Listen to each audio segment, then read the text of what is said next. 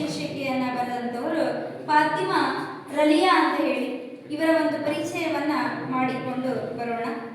ಇವರು ದಕ್ಷಿಣ ಕನ್ನಡ ಜಿಲ್ಲೆಯ ಒಂದು ಪೆರ್ನೆ ಎಂಬ ಒಂದು ಪ್ರಾಂತ್ಯದಲ್ಲಿ ಬರುವಂತಹ ಕಲ್ಲಡಕ ಎಂಬ ಊರಿನಲ್ಲಿ ಜನಿಸ್ತಾರೆ. ಇವರ ತಂದೆ ಡೋರ್ಮಿಯಾ ಅಬ್ದುಲ್ ರಶೀದ್, ಆಯಿಷಾ ತಾಯಿ.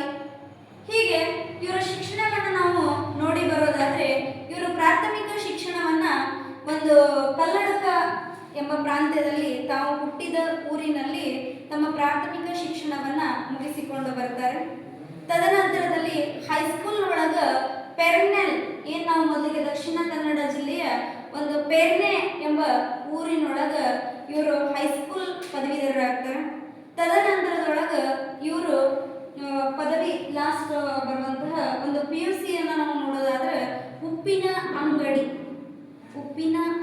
ಒಳಗ PUC ಪದವಿಯನ್ನ ಪಡೆದುಕೊಂಡು ಪದವಿ ಮತ್ತು ಸ್ನಾತಕೋತ್ತರ ಪದವಿಯನ್ನ ಪುತ್ತೂರಿನಲ್ಲಿ ಮುಗಿಸಿಕೊಂಡು ಬರ್ತಾರೆ.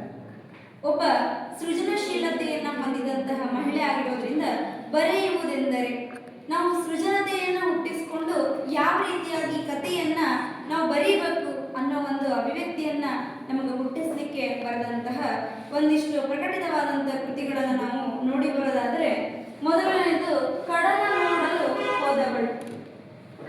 ನೋಡಲು ಹೋದವಳು.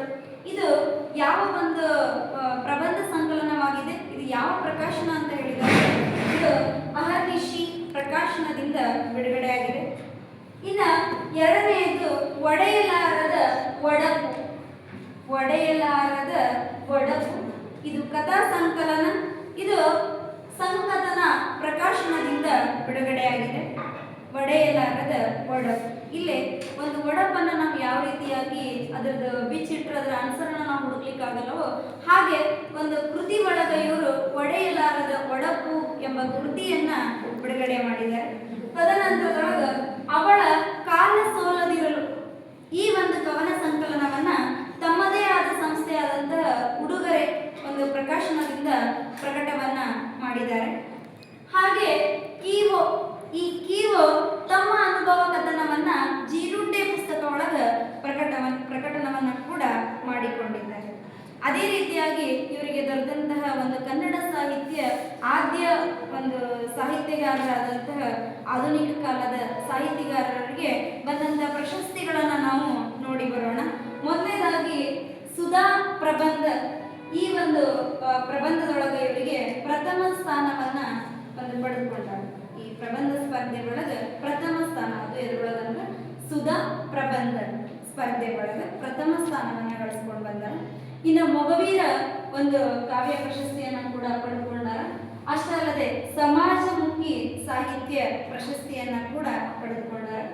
ಇನ್ನ ಕವಿತೆಗಳ ಹಸ್ತಪತ್ರಿಕೆಗಳಿಗೆ, ತಮ್ಮ ಒಂದು ಕವಿತೆಗಳ ಹಸ್ತಪತ್ರಿಕೆಗಳಿಗೆ ಬೇಂದ್ರೆ ಕಾವ್ಯ ಸಾಹಿತ್ಯ ಪ್ರಶಸ್ತಿ ಕೂಡ ದೊರಕಿದೆ. ಇನ್ನ ಕಡಲು ನೋಡಲು ಹೋದವಳು, ಈ ಕೃತಿಗೆ ಲಂಕೇಶ್ ಪ್ರಶಸ್ತಿಯನ್ನ ಪಡೆದುಕೊಂಡಾರ ಮತ್ತು ಅವ ಪ್ರಶಸ್ತಿ, ಕರ್ನಾಟಕ ಸಾಹಿತ್ಯ ಇಂದಿರಾ ದತ್ತಿ ಪ್ರಶಸ್ತಿಗಳನ್ನು ಕೂಡ ಪಡೆದುಕೊಂಡಾರ. ತದನಂತರದೊಳಗ ಒಡೆಯಲಾರದ ಒಡಪು, ಈ ಕೃತಿಗೆ ಸ್ವಾಭಿಮಾನ ಪುಸ್ತಕ ಪ್ರಶಸ್ತಿಯನ್ನ ಕೂಡ ಪಡೆದುಕೊಂಡಾರ. ಇನ್ನ ಶಾಂತಾದೇವಿ ಕಣವಿ ಕಥಾ ಪ್ರಶಸ್ತಿಯನ್ನ ಕೂಡ ಪಡೆದುಕೊಂಡಿದ್ದಾರೆ.